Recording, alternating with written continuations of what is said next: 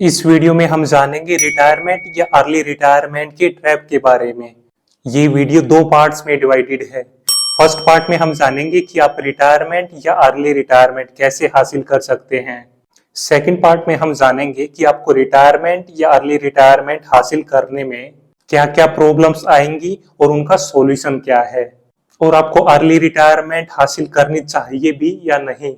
Early retirement का मतलब है कि 60 की एज से पहले रिटायर होना। अर्ली रिटायरमेंट के लिए आपके पास आपकी एनुअल इनकम के 30 टाइम्स के एक्सपेंस का कॉर्पस सेव होना चाहिए। अर्ली रिटायरमेंट के कारण आपके पास ज्यादा टाइम होगा अपने लिए, अपनों के लिए और अपने पैशन को फॉलो करने के लिए। अगर आप एक बड़ा कॉर्पस बिल्ड करना चाहते हैं या अर्ली रिटायरमेंट हासिल करना चाहते हैं, तो उसके लिए आपको अपनी कमाई का ज्यादा से ज्यादा हिस्सा बचाकर उसे इन्वेस्ट करके ग्रो करना होगा, और वो आप कर पाएंगे अननेसेसरी एक्सपेंसेस को अवॉइड करके। सिर्फ पैसा कमाकर, सिर्फ पैसा बचाकर आप रिटायरमेंट कॉर्पस बिल्ड नहीं कर पाएंगे। उसके लिए आपको उस पैसे को इन्वेस्ट करके उसे ग्रो भी करना होगा।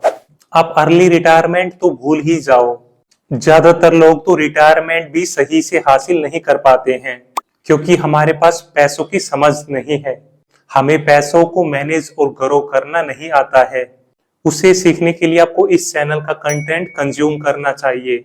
अर्ली रिटायरमेंट हर कोई हासिल नहीं कर पाएंगे, सिर्फ 5 से 10% लोग ही ऐसा कर पाएंगे, और वो ही इंसान अर्ली रिटायरमेंट हासिल कर पाएंगे जिनकी कमाई ज्यादा होगी, जो अपनी कमाई का ज्यादा से ज्यादा हिस्सा बचाकर उसे इन्वेस्ट करके ग्रो करेंगे। आज के टाइम लोग अर्ली रिटायरमेंट पर बहुत ज्यादा फोकस करते हैं। ये चीज हमारी पिछली जनरेशंस में नहीं थी, क्योंकि आज की जनरेशन का मानना है कि अगर हम अपनी सारी जिंदगी पैसा कमाने में ही लगा देंगे तो लाइफ को एंजॉय कब करेंगे।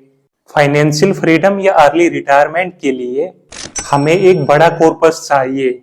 उसके लिए ये जरूरी है कि हमारी कमाई ज्यादा हो और हम ज्यादा से ज्यादा पैसा इन्वेस्ट करके उसे ग्रो करें, ताकि रिटायरमेंट के बाद उस कॉर्पस से आने वाला रिटर्न इतना हो जितना कि हमारा ईयरली एक्सपेंस है, ताकि हमें रिटायरमेंट के बाद पैसों की दिक्कत ना हो। बिना लाइफ को एंजॉय किए अगर आप सिर्फ अर्ली रिटायरमेंट के लिए ही काम कर रहे हो तो वो भी ठीक नहीं है। आपको लाइफ एंजॉय भी करना चाहिए। हम जितना जल्दी रिटायर होना चाहते हैं उतना ही ज्यादा पैसा हमें चाहिए रिटायरमेंट कॉर्पस के लिए। अगर रिटायरमेंट के लिए आप एक बड़ा कॉर्पस बिल्ड नहीं कर पाएंगे तो रिटायरमेंट के बाद की लाइफ में आप फाइनेंशियली स्ट्रगल करेंगे। आपको हेल्थ इंश्योरेंस जरूर लेना चाहिए, नहीं तो एक मेडिकल इमरजेंसी आपको गरीब बना सकती है, आपकी सारी सेविंग खराब कर सकती है। रेंटल इनकम भी रिटायरमेंट इनकम का एक बहुत ही अच्छा सोर्स है, जो रिटायरमेंट के बाद आपको रेगुलर इनकम देता रहेगा। इन्फ्लेशन 6 से 7% से बढ़ रहा है।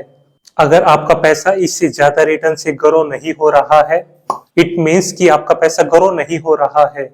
सो आप अपने पैसों को एफडी या कैश में रखने की बजाय म्यूचुअल फंड या इंडेक्स फंड में इन्वेस्ट करो। आपकी लाइफ के जो बड़े एक्सपेंसेस है, लाइक आपके बच्चों की पढ़ाई, आपके बच्चों की शादी, ये एक्सपेंसेस आपके रिटायरमेंट कॉर्पस से अलग होने चाहिए, नहीं तो आपकी रिटायरमेंट प्लानिंग खराब हो सकती है। रिटायरमेंट के टाइम पर आपके पास कोई लोन नहीं होना चाहिए। आपको अपने लोन्स को उससे पहले ही पे कर देना चाहिए, क्योंकि उन लोन्स के कारण आपका रिटायरमेंट कॉर्पस खराब हो सकता है, आपकी रिटायरमेंट प्लानिंग खराब हो सकती है। डाइवोर्स जैसी सिचुएशन में मेल पार्टनर को अपनी प्रॉपर्टी का कुछ हिस्सा अपनी वाइफ को देना पड़ सकता है। ये भी आपकी रिटायरमेंट प्लानिंग को इफेक्ट कर सकता है। सो आप ये पॉइंट भी जरूर कंसीडर करो। जैसे जैसे आपकी कमाई बढ़े वैसे वैसे आप अपने एक्सपेंसेस ना बढ़ाओ, वैसे वैसे आप अपनी इन्वेस्टमेंट बढ़ाओ, और जैसे जैसे आपकी एज ज्यादा हो आप अपनी इन्वेस्टमेंट पर कम रिस्क लो। रिटायरमेंट के बाद हमारी लाइफ काफी हद तक चेंज हो जाती है। हमारा डेली रूटीन काफी हद तक चेंज हो जाता है। जो काम हमने अपनी लाइफ के 30 से 40 साल किया है वो हम अब नहीं कर रहे हैं। सो आप रिटायरमेंट के बाद अपने टाइम को कैसे यूटिलाइज करेंगे, इसका आइडिया, इसका प्लान आपके पास होना चाहिए। अर्ली रिटायरमेंट के लिए आपको कम टाइम में ज्यादा पैसा कमाना होगा। उसके लिए आपकी कमाई का ज्यादा होना बहुत ही ज्यादा जरूरी है, और ज्यादातर लोगों के पास ज्यादा कमाई नहीं होती है। जल्दी रिटायरमेंट के लिए आपको ज्यादा से ज्यादा पैसा बचाना होगा। ऐसा हो सकता है कि आपको अपने एक्सपेंसेस के साथ या अपनी लग्जीरियस ऑफ लाइफ के साथ कॉम्प्रोमाइज करना हो, लेकिन रिटायरमेंट कॉर्पस बिल्ड करना बहुत ही ज्यादा जरूरी है। अर्ली रिटायरमेंट के प्रोसेस में अगर आप अपनी लाइफ एंजॉय नहीं कर रहे हैं तो वो भी सही नहीं है। अर्ली रिटायरमेंट या रिटायरमेंट के बाद ज्यादातर लोगों को ये डर होता है कि जो पैसा मैंने रिटायरमेंट कॉर्पस के लिए कैलकुलेट किया है वो अमाउंट वो कॉर्पस काफी होगा या नहीं। सो आपने अपने रिटायरमेंट कॉर्पस के लिए जो भी अमाउंट सोचा है आप उससे बड़ा कॉर्पस ही बिल्ड करो। मार्जिन ऑफ सेफ्टी बहुत ही ज्यादा जरूरी है। अगर आप अर्ली रिटायरमेंट चाहते हैं तो आपको अपने पैसों को तेजी से ग्रो करना होगा।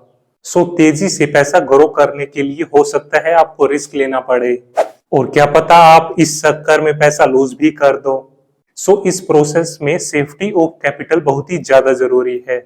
आप रिटायरमेंट के बाद टीयर 3 टीयर 4 सिटी में रह सकते हैं क्योंकि वहां लिविंग कॉस्ट काफी कम होती है। अगर आप अपनी लाइफ में passive source of income build कर पाओ तो ये आपकी पोस्ट रिटायरमेंट लाइफ को काफी इजी बना सकता है। 70% of middle class Indians retirement के लिए फाइनेंशियली अपने बच्चों पर डिपेंड है क्योंकि वो सही से रिटायरमेंट प्लानिंग नहीं करते हैं।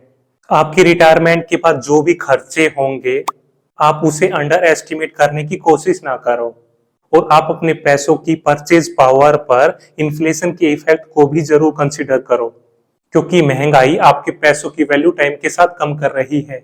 आज के 1 करोड़ रुपए की वैल्यू फ्यूचर में 1 करोड़ रुपए नहीं होने वाली है। ज्यादातर लोग रिटायरमेंट प्लानिंग भी अच्छे से नहीं करते हैं, तो आप अर्ली रिटायरमेंट की प्लानिंग तो भूल ही जाओ। अगर आपका भी यही मानना है कि अभी तो काफी ज्यादा टाइम है, हम रिटायरमेंट प्लानिंग बाद में कर लेंगे, तो ये एक काफी खराब स्ट्रेटजी है। इससे आप एक बड़ा रिटायरमेंट कॉर्पस बिल्ड नहीं कर पाएंगे। आपको ये पता होना चाहिए कि 40s एंड 50s में हमारी इनकम ज्यादा होने वाली है क्योंकि हमारे पास ज्यादा स्किल्स और एक्सपीरियंस है। सो उस दौरान आप ज्यादा पैसा बचा सकते हैं, उस दौरान आप ज्यादा पैसा इन्वेस्ट कर सकते हैं। लेकिन उस एज में आपकी जॉब आपके काम पर रिस्क भी ज्यादा होगा क्योंकि उस टाइम पर आपका कंपटीशन नई जनरेशन के साथ होगा जो आपसे कई ज्यादा स्मार्ट है, जो आपसे कई ज्यादा रिस्क ले सकती है।